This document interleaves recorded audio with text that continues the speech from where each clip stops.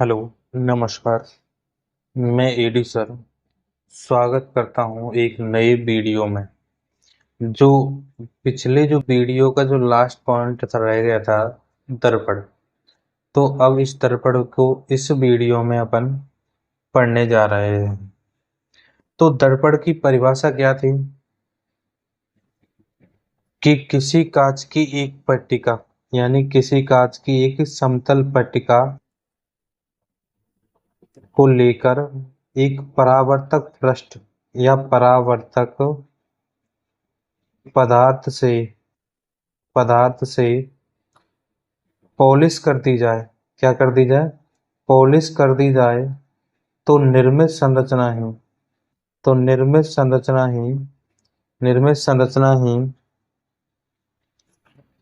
क्या कहलाती है हमारी? दर्पण कहलाती है। क्या कहलाती है भैया? दर्पण कहलाती है। तो किसी कांच की यानी किसी कांच की एक पट्टिका ले ली,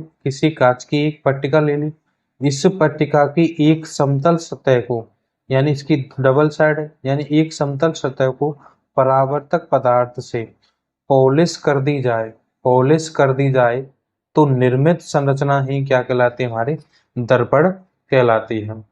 दर्पण हमारे दर्पण हमारे दो प्रकार के होते हैं कि पहला जो दर्पण होता है वो होता है हमारा समतल दर्पण, और जो दूसरा होता है वो क्या होता है? हमारा गोलीय दर्पण दर्पण होता है। गोलीय दर्पण होता है। अब समतल दर्पण क्या होता है कि समतल दर्पण की जो परिभाषा हमने दर्पण में पढ़ी थी बिल्कुल सेम पढ़नी है कि यानी कोई कांच की एक पट्टिका ले ली, इस पट्टिका को परावर्तक पृष्ठ से या पदार्थ से पॉलिश कर दी जाए तो निर्मित संरचना ही क्या कहलाती है? हमारी समतल दर्पण कहलाती है। तो समतल दर्पण की कुछ विशेषताएं हैं, तो क्या विशेषताओं को पढ़ते हैं कि विशेषता क्या है। कि मान लो ये हमने क्या बना लिया कि ये बना लिया हमने समतल दर्पण। समतल दर्पण की पॉलिश कर दी। तो जो पहला पॉइंट क्या कहता है कि इसमें समतल दर्पण में जो पहला पॉइंट या विशेषता क्या है कि प्रतिबिंब प्रतिबिंब सदैव सदैव कैसा रहेगा भैया? आभासी आभासी एंड सीधा रहता है या सीधा बनता है। तो समतल दर्पण की जो पहली विशेषता क्या है कि प्रतिबिंब सदैव आभासी और सीधा क्या होगा? बनेगा। जिससे मान लो कि ये हमारी कोई वस्तु है, इसका अगर प्रतिबिंब बनेगा तो ये कैसा बनेगा? बिल्कुल आभासी और सीधा बनेगा।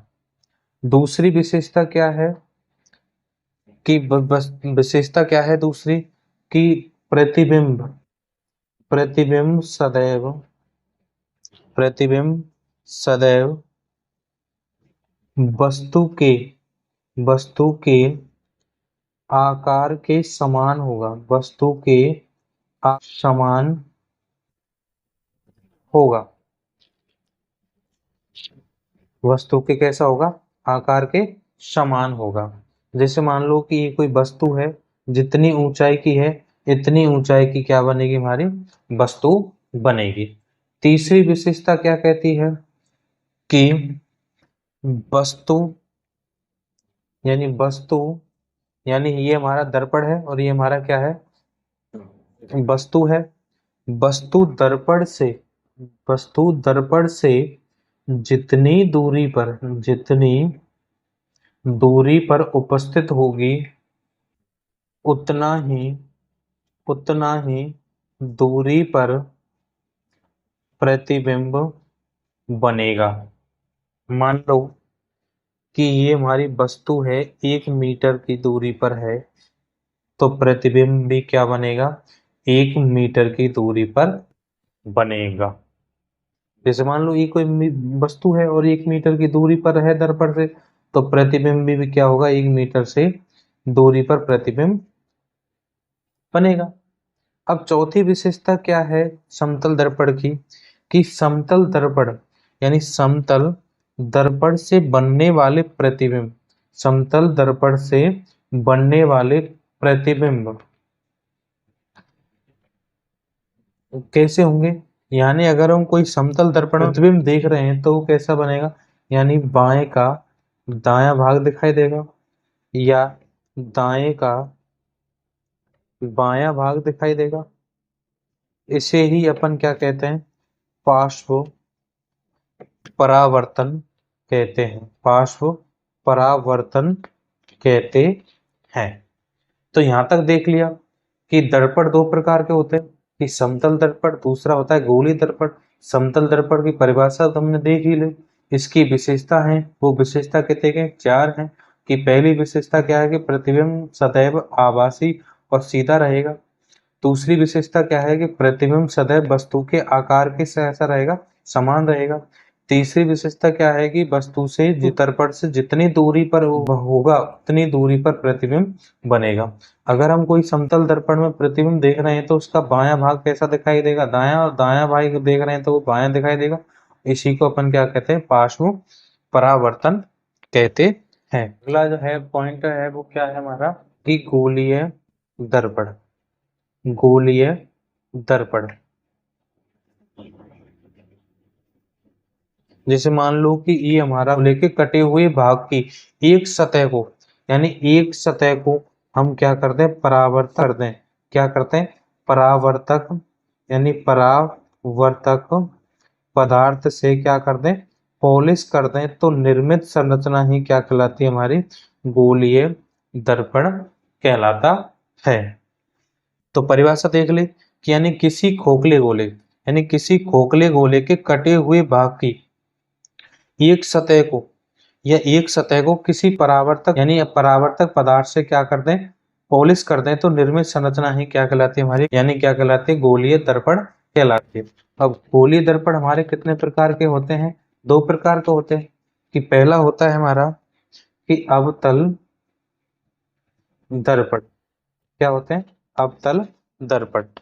तो कैसे कह सकते हैं कि यानी ऐसा गोलीय दर्पण, ऐसा गोलीय दर्पण जिसमें जिसमें प्रकाश का परावर्तन, जिसमें प्रकाश का परावर्तन